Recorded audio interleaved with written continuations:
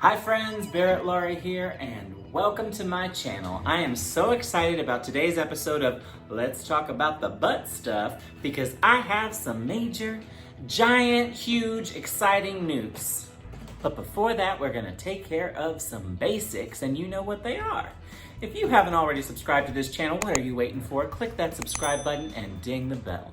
The bell's gonna give you notifications every time I upload new content to the channel, which is 2 to 3 times per week. At least once per week, I will give you a Let's Talk About Butt Stuff video, which goes in the playlist that is all about chronic illness and specifically my experience with complex perianal Crohn's disease. So, what are you waiting for? Click that subscribe button. I appreciate you. If you haven't already found me over on social media, you can find me at Instagram and Twitter at Barrett_Laurie at both. And people, I'm not a mind reader. If you enjoy the content here, click that like button and leave me a comment below. There is nothing off limits in the comments below. So if you want to talk about your experience with Crohn's or chronic illness or anything that would fall under this playlist topic, get down in those comments and talk to me. I am here for you. If you want something a little more one-on-one, head over to the socials, give me a follow, and slide into my DMs. They are always open to anyone struggling with chronic illness and specifically those with Crohn's disease.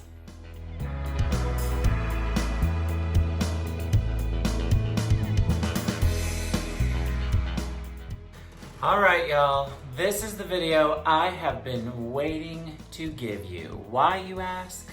Why? Let me tell you. Because this week on Monday, something uber duper major happened. August 31st. And what am I talking about? I'm talking about one of my butt drains coming out. Butt drains, you say? Why, yes, I have 2 Setons in. If you don't know what those are, you've got to check out my video, which talks a little bit more about them. But a Seton, for those of you that missed the video, I'll give you a brief abridged version here, but trust me, this video goes into more depth and is much more interesting.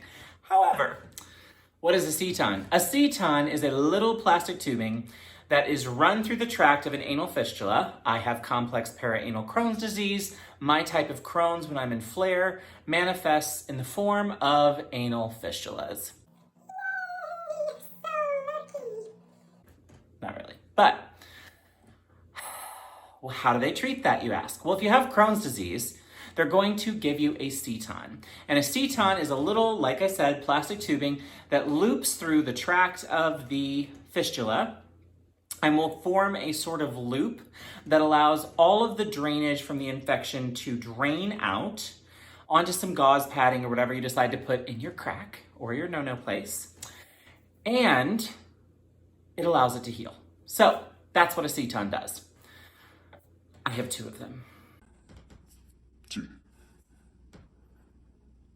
One at noon and one at 6. So, like, really lucky. Anyway, so I have had those bad boys in for 8 months on one of them and still on the other. Why do I say 8 months? Because the one that they put in on January 10th was taken out on Monday, August 31st. So I'm gonna tell you what the experience was like. I'm gonna tell you what led up to this and what was kind of interesting for me as the patient and give you the inside track, the skinny, if you will, on what you can expect if you have a Seton that you are hoping will get snipped right off your bum. So before we begin, my journey with my Setons has been long and arduous, and I am so glad to have it behind me. All the pun intended. I was told by my doctor, I went to see my colorectal surgeon about 4 weeks ago, and she looked at both of them and she was like, hey, these are healing up really nicely. I'm still seeing drainage, which is okay, but what I'm concerned about is I'm still seeing some swelling, and you appear to be tender when I'm touching both of them, and that tells me that they're not quite ready to come out. What I think we do is wait until your next Remicade infusion and you come in and see me 1 week after. And as long as your labs come back that your azathioprine levels are high enough and everything looks good, I'm gonna have you come in. We're gonna do a quick scope, which, let's be real, that's not as much fun as you might think it would be. I'll go into details on that in just a sec. But she said, you're gonna come in, and as long as there's no puffiness or swelling around the seton and you're still continuing to drain and it looks good in the scope, I'm gonna go ahead and snip it off for you. And I'm like, what? So excited, wanting to throw a party, except I was real tired at the time, so I couldn't quite muster that. But it gave me hope, because you guys, I have had 2 pieces of barbed wire just sticking out my bum for the last 8 months, for crying out loud. I still have a piece of barbed wire in there, but that's okay. We're one down. I'm not gonna get off on a tangent on the stuff that I cannot control. That's right. We're gonna stay positive here on this channel. So here's what happened, kittens. So I go get my Remicade infusion. They always draw blood labs because I'm in a study for Crohn's disease through Washington University physicians. And also they do it to track the progress of my meds. My azathioprine levels were good. That's the first time in 5 months that they've been where they've wanted them to be. I don't know what the difference is, other than I'm taking the max dose I think you can take. And I've been working really hard to stick to my diet, eat the things that I know I'm supposed to be eating, which basically looks kind of like Whole 30 or maybe paleo, but basically very little sugar, hardly any dairy, which is really sad because I love ice cream, love. But I digress. Very little dairy and very little red meat, because those are triggers for me. So, stuck to the diet, did everything I was supposed to do, didn't miss any meds, and I had good lab report. So, I have my Remicade infusion, I go back to see Dr. Smith, and she puts me on the table, bends me forward in front of herself and a few students, because it's a research hospital, y'all.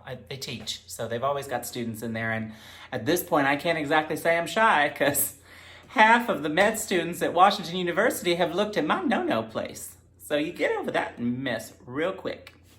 So they lean me forward. She does a quick scope to just check to make sure that everything's good, which if you don't know what a scope is, it's a little kind of bendy tube thing that she goes in and checks the quadrants. So she checks the 4 areas, 4 corners.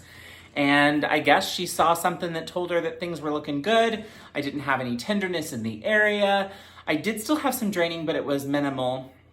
And there was absolutely no puffiness around the spots where the setons were, which told her that she could snip, snip. And for a friend of mine, Kayla out there, who told me it was just like a haircut, well, I don't know about you, but I do not get my hair cut butt up on a table. However, it was similar. They pulled out some little scissors and ripped the little top off so they're clean and sterile. Then I'm already leaned forward, butt up on the table, just mooning everybody in the room. She asked me if I'm ready. I asked her if it was gonna hurt. I felt her kind of move the seton back and forth, which you're supposed to do to keep it clean at home. So if you have one of these and you haven't been doing that, move your seton around. You'll thank me later when you don't get an infection. Anyway, so she moved it around a little bit, didn't have any discomfort, there was no tenderness, and she said, snip, there wasn't a sound, it was just silent, and I kind of felt a little like, I don't know, I guess it felt probably like when my tongue ring would come out. I haven't had my ears pierced, but I had my tongue pierced back in the day. And anytime I take the bar out, like, it just kind of felt like that. It's like painless, but like obviously something's coming out. So anyway, I felt a little like something back there, and so I said, well, is this gonna hurt? And she was like, well, did it? I'm like, what? And she's like, it's out. So she showed it to me, which was gross. And then, but I love her, so that's okay. So then she put me back upright and she's like, okay, you're good to go. And I was like, wait a minute, that's it?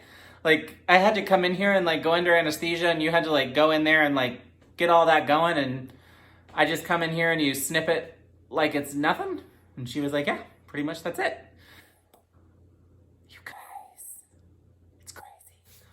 I don't know why I was expecting it to be like a surgery or something, or like some whole big deal. I don't know, but it was not. It was simple, it was quick, and super painless, all things considered. I had a scotch of soreness a little bit later when I had to go potty pot for the first time, which they told me to expect and would be kind of normal. So, but it wasn't nearly like anything I had experienced in the pain department before. If I were to rate it on a scale of 1 to 10, it would be a 0.5. So it's fine. You'll believe me. You'll be so glad to have it out. It won't matter. basically I was told to follow the rules that I'd followed all along, which was to keep it clean, make sure that I am doing sitz baths about once a day. I'm not a big fan of the sitz baths, so again, I'm not a medical professional, but I'm just telling you what I do. I have one of those like take off the shower sprayer things. So when I'm in the shower, I just do a good like solid little couple of cycles of the rinse-y-roo down there in the no-no. And just try to keep it with plenty of water washing through there and clean and all that good stuff. So I don't know. That's what works for me. I'm not a fan of the sitz baths. If you like them, they're for you. Go you. Love you. Power to you. That's not my thing.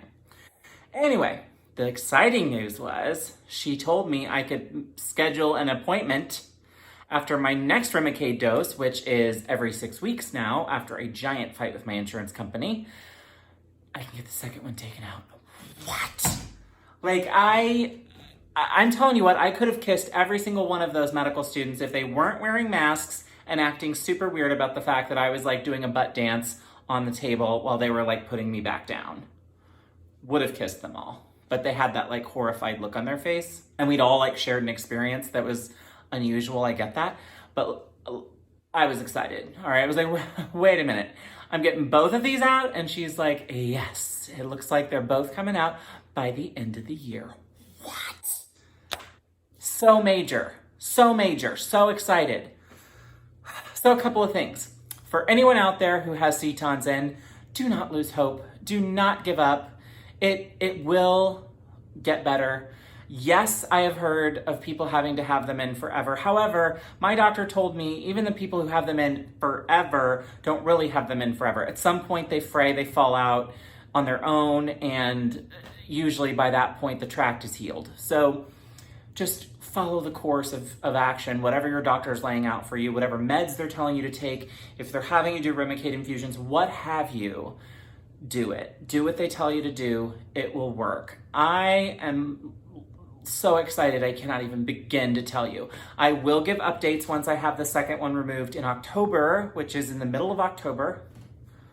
Like, I want to throw a party, a butt party. I mean, I just don't know what that cake would look like or where I could maybe order it from, that like the cake maker wouldn't be like, wait, you want to what? But anyway, that's a story for another day. One more little side thing that I would make you aware of, for anyone out there who has had an anal fistula, there is a little thing my husband and I like to call fistula farts, which again, if you're new to this channel, listen, in this playlist, the Let's Talk About Butt Stuff playlist, I get really real with my cronies, okay? So if you can't handle a little fart laugh, this is not the channel for you. But the fistula farts are back. So the fistula farts I had before, which was just sort of like, imagine a recorder. So like you have a lower note and then a little higher note, like, that's what a fistula fart is. And those completely went away when I had the Setons in. I'm assuming because they were plugged, like the little tract was bloop, corked. But I can fistula fart again. So that's kind of like sad for my husband, but like good for me, sort of. So yeah, anyway, so it's still draining. Doc said to keep it clean and be aware of what's going on back there so there's no infections, and follow the rules. And in just a few short weeks, about 6, 7, I'm getting another one taken out. So excited. So anyway, I love all of you cronies. I love everyone out there. I love everybody this week. There really isn't any, I mean, there are a few people, I guess, that I would say I don't like love, but pretty much I'm loving the whole world this week because the butt stuff is just going my way all of a sudden after a year. Y'all, my flare started in October of 2019. It is September 2nd of 2020. It has been a long year, all right? So nothing can bring me down today. So for all my cronies out there, I love you. Hang in there. Don't lose hope about the butt stuff. It will turn around for you. And yeah, hang in, hang tight. If you haven't already subscribed to this channel, click that subscribe button and ding the bell, and you will get lots more of me talking about the butt stuff and chronic illness, as well as the other topics we handle here on this channel. I'm Barrett Laurie, and thank you for joining me for another episode of Let's Talk About Butt Stuff, and I will see you again next time.